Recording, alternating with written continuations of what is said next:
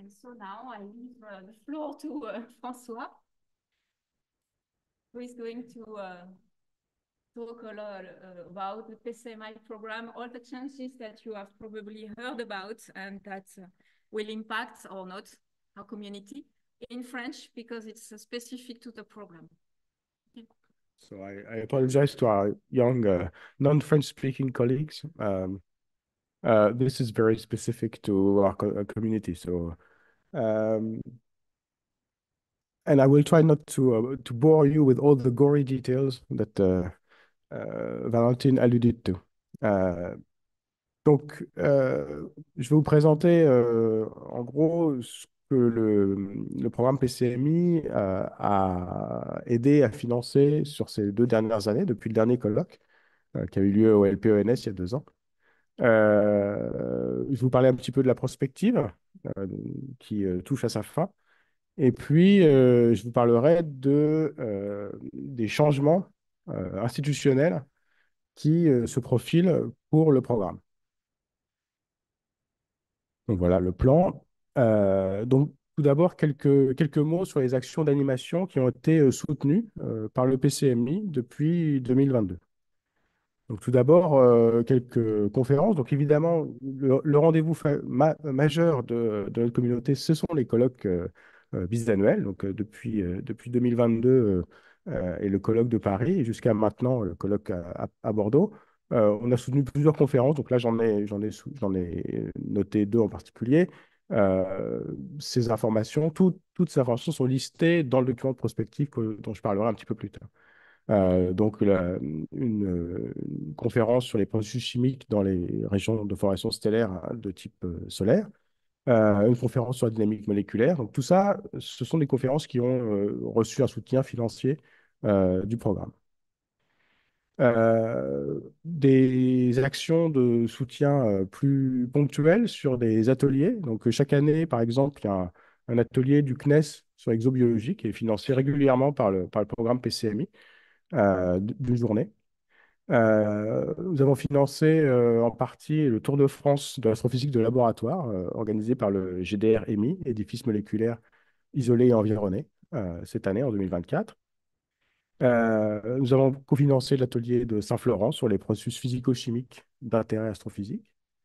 Nous contribuons à la série d'ateliers sur 3 semaines régulièrement tous les 2 ans typiquement, qui a lieu à l'Institut Pascal à Orsay, qui s'appelle Interstellar Institute, qui est un format très intéressant où, en gros, il y a quelques présentations le matin et des travaux en tout petit groupe l'après-midi. Et donc, ça permet de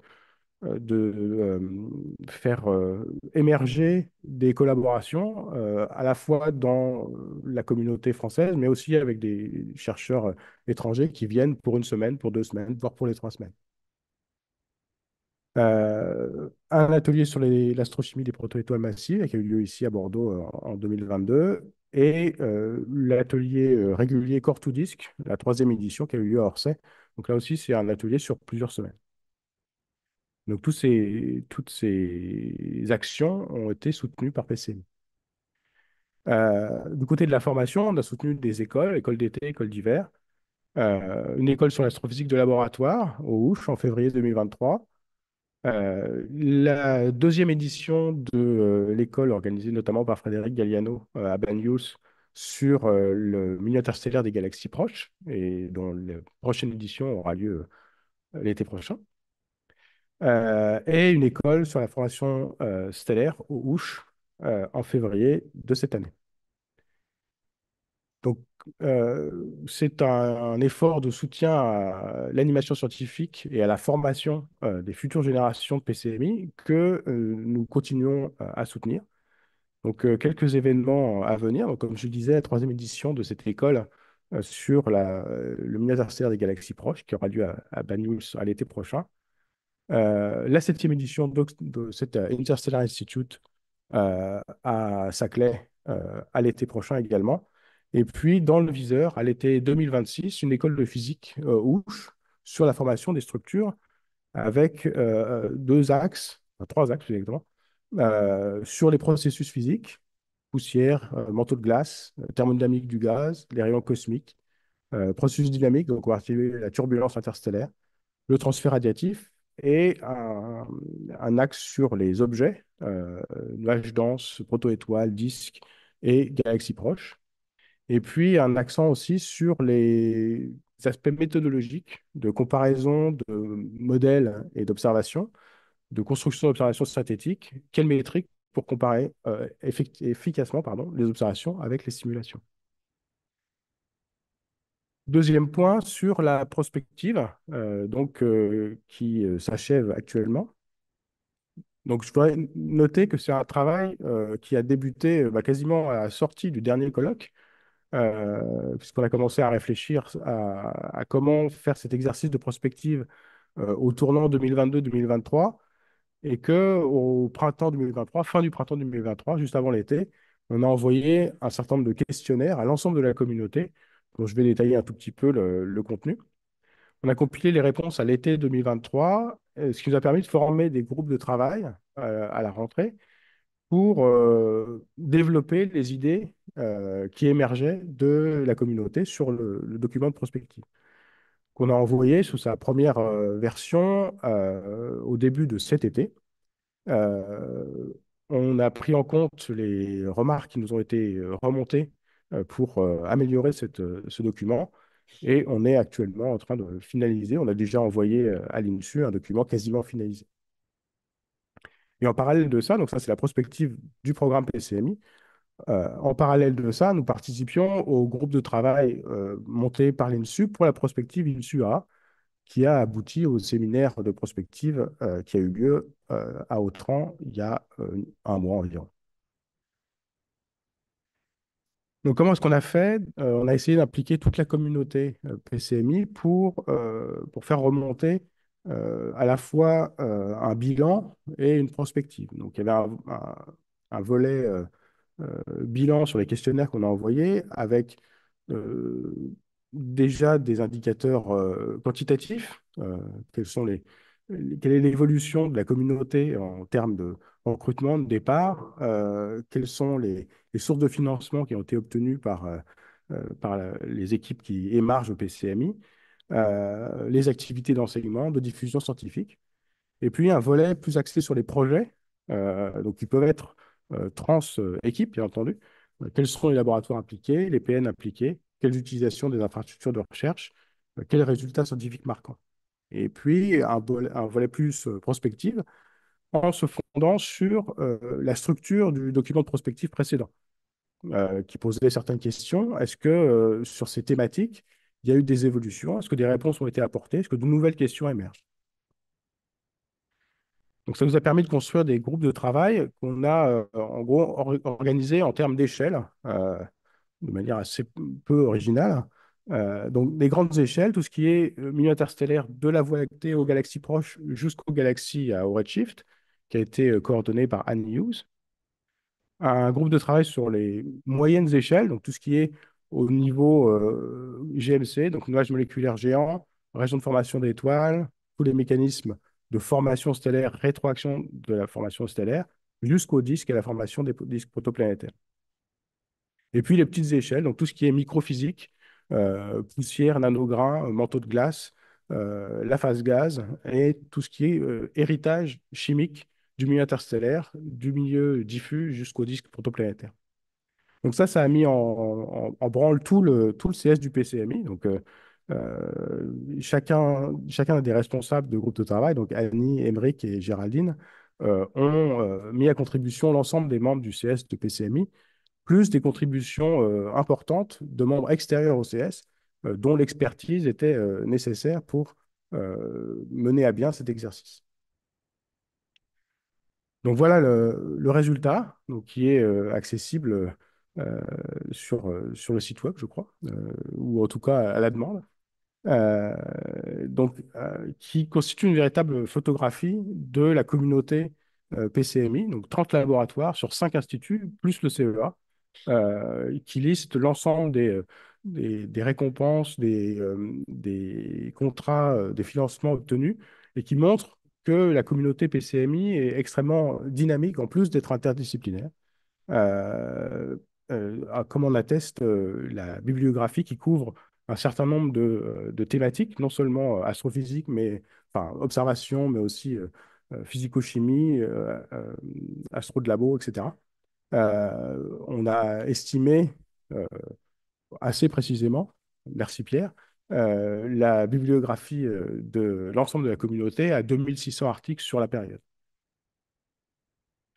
Je ne vais pas faire de bilan des faits marquants, je voudrais juste souligner à quel point ce document de prospective met l'accent sur les synergies qui sont une force majeure de notre programme.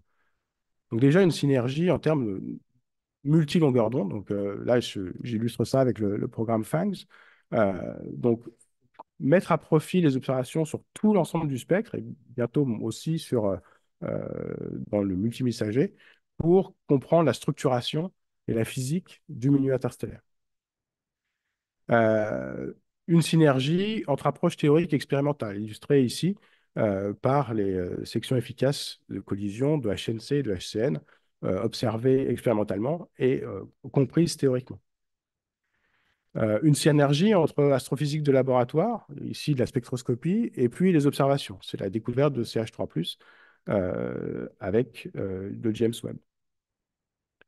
Des synergies entre observation et simulation numérique, illustrées ici par un travail de Benjamin Godard et Elena Bellomi sur la transition entre hydrogène moléculaire et hydrogène atomique dans le milieu interstellaire.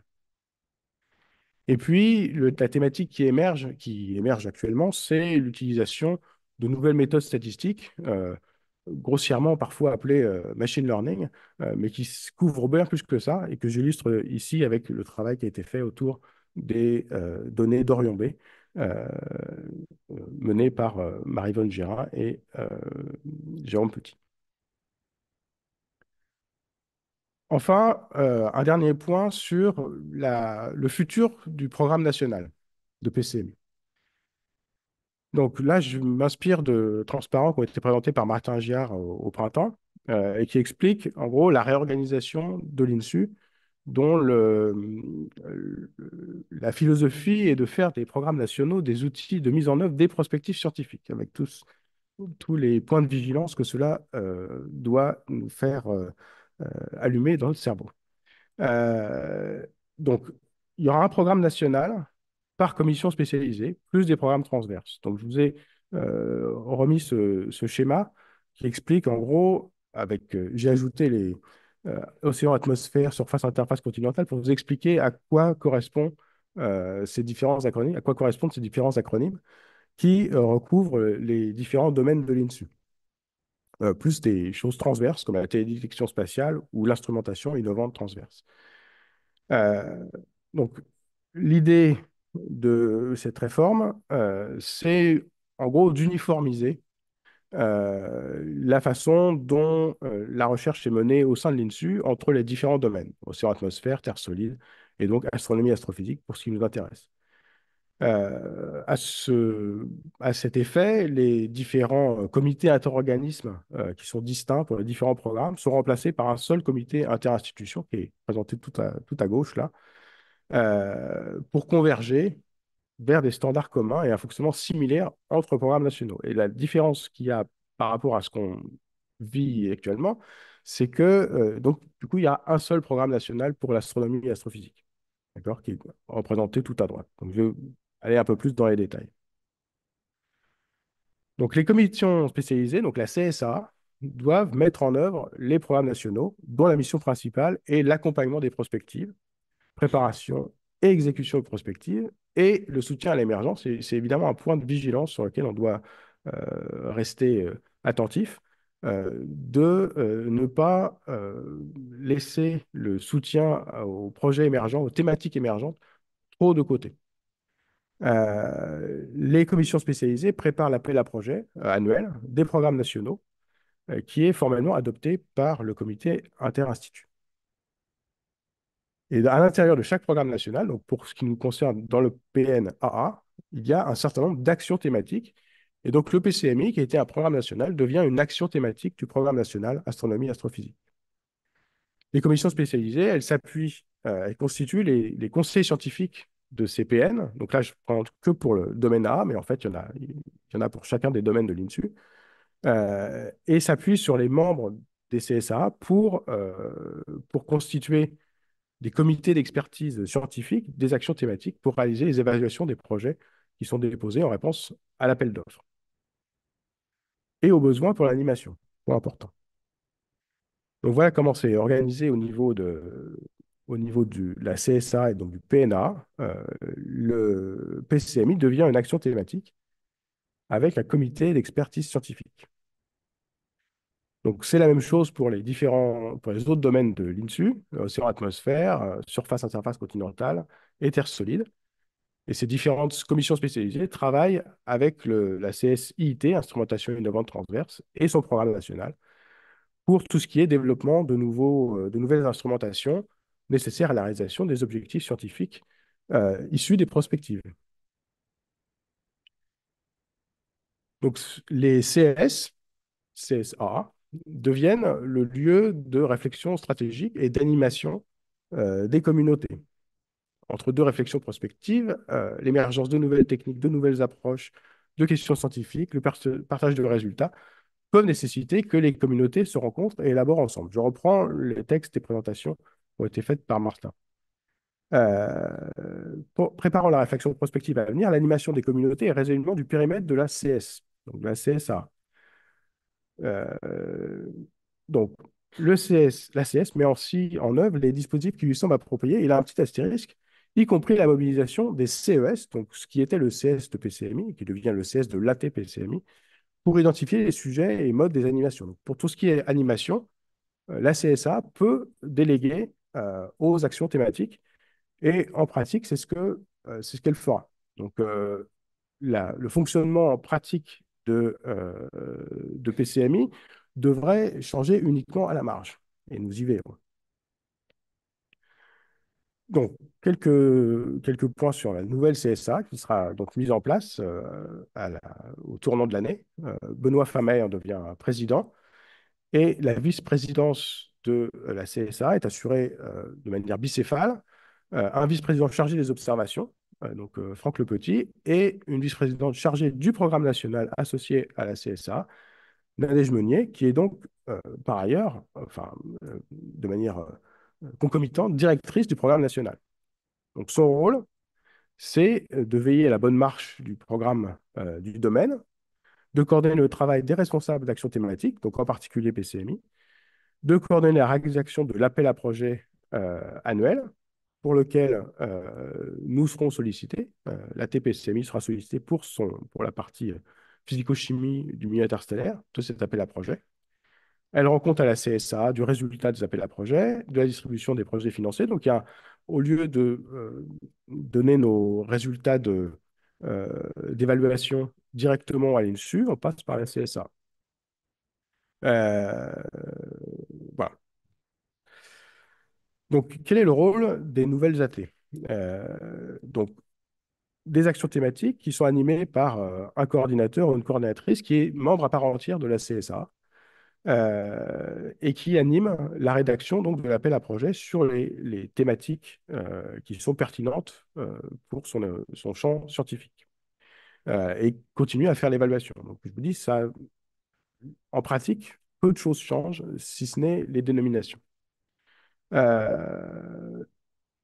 Donc, pour faire cette évaluation, le responsable coordinateur de l'AT peut réunir un comité d'expertise scientifique. Donc, ce qui était le CS de PCMI devient le CES de PCMI, qui comprend autant que possible les membres de la CSA qui sont pertinents pour la thématique scientifique et qui peuvent être complétés par des experts nécessaires en nombre raisonnable, et ça, c'est moi qui ai mis les guillemets, nommés jusqu'à la mise en œuvre de la prospective suivante. Donc, le CS du programme national PCMI devient le CES de l'action thématique PCMI.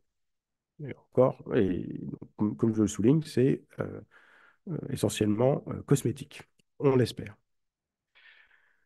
Donc,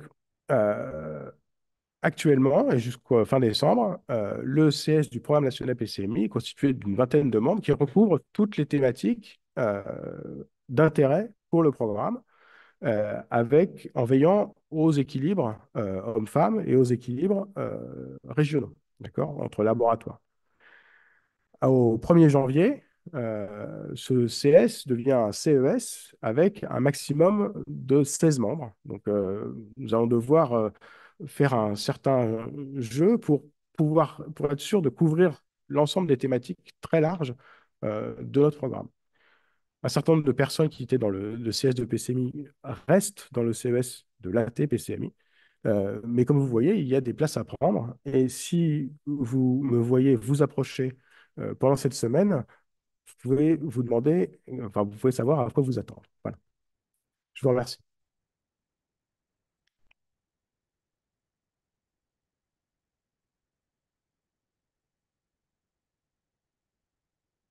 Et maintenant, place à la science. Oh. Mais comme c'est enregistré, je répondrai pas aux questions qui sont Je peux couper où l'enregistrement. où il y aurait des réponses. Voilà. Ouais, il y a une question là-bas. Jérôme a une question.